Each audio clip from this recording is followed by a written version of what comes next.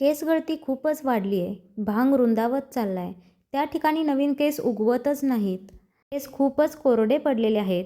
Dandruff खूप झालेला आहे.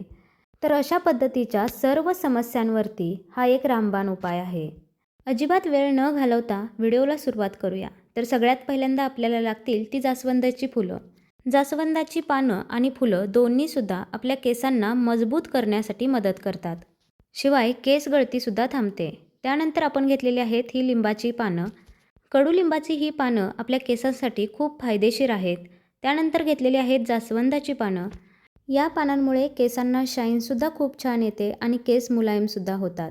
त्यानंतर घेतलेली आहे थोडीशी मेथी आणि थोडीशी कलोंजी. सगळेच घटक अगदी नैसर्गिक आहेत. अजिबात कोणत्याही केमिकलचा वापर न करता आपण हे ऑइल बनवणार आहे.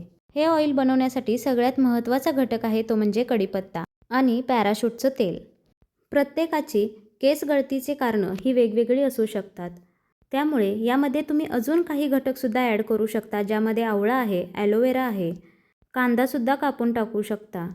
केस गळतीची भरपूर कारणे असू शकतात, ज्यामध्ये सगळ्यात पहिली गोष्ट आहे ती म्हणजे अपुरी झोप आणि अनहेल्दी डाएट. मग ही केस गळती कंट्रोलमध्ये कशी आणायची? त्यासाठी कोणतेही महागडी ट्रीटमेंटची गरज नाही. तुम्ही घरीच हे ऑइल बनवू शकता. तर पहिल्यांदा आपण लोखंडी तव्यामध्ये हे पॅराशूटचं तेल घेतलेलं आहे. तुम्हाला जितकं ऑइल बनवायचं आहे तितकं तुम्ही हे ऑइल घेऊ शकता. परंतु अगदी जास्त दिवसाचं एकदाच बनवून ठेवायची गरज नाही. आपल्याला जेव्हा हवं तेव्हा आपण हे बनवू शकतो. कारण हे सर्व घटक अगदी घरातच तुम्हाला सहज उपलब्ध होतील. तेल थोडंसं गरम झालं की त्यामध्ये लिंबाची पानं घालायची आणि त्यानंतर ही जास्वंदाची फुलं घालायची. आता हे तवा खूप छोटा वाटत असेल, परंतु तेल जसजसं गरम होत जाईल तसतशा या गोष्टी त्यामध्ये तळल्या जातील आणि त्या छोट्या होतील. फुलं जसजशी भाजत जातील तशी अगदी कमी होत जातात. त्यामुळे अगदी मोठं भांडं घ्यायचीसुद्धा अजिबात गरज नाही. फुलं त्यामध्ये भाजली गेली की त्यामध्ये आपण जास्वंदाची पालंसुद्धा घालून घेऊया.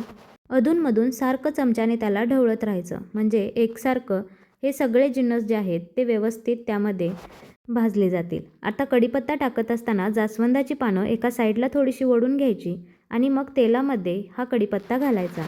आपण टाकलेला कोणताही हा नैसर्गिक जो घटक आहे तो अजिबात करपला नाही पाहिजे. फक्त त्यामध्ये जे गुणधर्म आहेत, नैसर्गिक गुणधर्म तेलामध्ये उतरले पाहिजेत, इतकंच आपल्याला मंद गॅसवरती हे भाजून घ्यायचं आहे. तेल जर तुम्ही अगोदरच कडकडीत गरम केलं आणि त्यामध्ये मग ही कढीपत्ता किंवा लिंबाची पानं टाकायला गेलात तर ते अगदी सहज लगेचच करपून जातील आणि त्यामुळे आपल्याला पाहिजे तसा रिझल्ट भेटणार नाही. आता तेलामध्ये मी मेथी आणि कलोंजी दोन्हीसुद्धा टाकलेलं आहे. तुम्हाला जर तेलामध्ये ॲलोवेरा टाकायचं असेल तर ॲलोवेरामध्ये आदल्या दिवशी रात्रीच मेथीचे दाणे पसरवून ठेवा.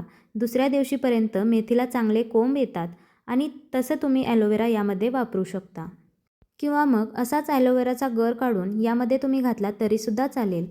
कढीपत्ता आपल्या केसांना कंडिशनिंग करून नैसर्गिक चमक देतो. कढीपत्त्यामध्ये व्हिटॅमिन सी आणि व्हिटॅमिन बी भरपूर प्रमाणात असते. त्यामुळे केस वाढीसाठी खूप मदत होते किंवा जर गळलेले केस असतील तर त्या ठिकाणी नवीन केस उगवण्यासाठी सुद्धा खूप मदत होते. प्रत्येकाच्या केसांमध्ये वेगवेगळे प्रॉब्लेम्स असतात. तर कोणाचे केस अगदीच कोरडे पडलेले असतात, तर कोणाचा स्कॅल्प कोरडा पडलेला असतो किंवा मग अति तेलकट असतो. केसामध्ये भरपूर प्रमाणात कोंडा झालेला असतो आणि जर आपल्या शरीराच्या काही बदलामुळे जर कोंडा झालेला असेल तर तुम्ही कितीही महागडे शॅम्पू वापरले तर तो कोंडा जायचं नावच घेणार नाही. तर बघा, मंद गॅसवरती हे तेल मी बनवून घेतलेलं आहे. तुम्हाला तेलाचा रंगसुद्धा दिसत असेल. अगदी हे तेल हिरवं हिरवं बनलेलं आहे. या सगळ्या नैसर्गिक घटकांचा आपल्या केसांसाठी खूप फायदा होतो. म्हणजेच केस वाढीसाठी फायदा होतो, केस गळती कमी करण्यासाठी सुद्धा फायदा होतो, नैसर्गिक चमक येते. शिवाय कोरडे केस जे पडलेले असतात ते सुद्धा नीट होतात. केसातील कोंडासुद्धा कमी होतो. आता हे बनलेलं जे तेल आहे ते पूर्णपणे थंड करून घ्यायचं आणि त्यानंतर हे तेल आपल्याला गाळून घ्यायचं आहे. तर बघा, अजिबात यात टाकलेला कढीपत्ता किंवा कोणतीही पानं अजिबात करपली गेलेली नाहीत. फक्त त्यामध्ये तेलामध्ये तळली गेली आहेत. हे तेल बनवून झाल्यानंतर लगेचच तेल असं बाजूला काढायचं नाही, तर अगदी दिवसभर असंच पानं तेलामध्ये ठेवायचे, ज्यामुळे पानामधील नैसर्गिक जे गुणधर्म आहेत, जे घटक आहेत ते तेलामध्ये उतरले जातात आणि या तेलाचा खूप पटकन इफेक्ट आपल्या केसांवरती होतो. अगदी नैसर्गिक घटकांपासून बनलेलं हे तेल आपल्या केसांना खूप फायदा देतं.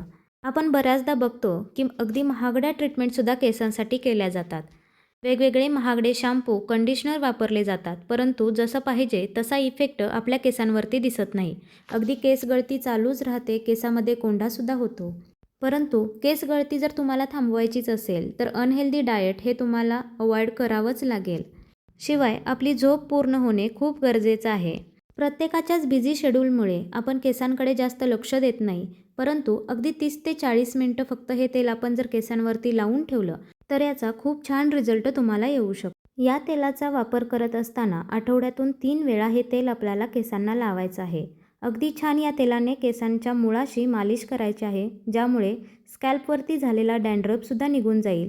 शिवाय रक्ताभिसरणाला चालना मिळेल आणि त्यामुळे नवीन केस उगवण्यासाठी सुद्धा मदत होईल.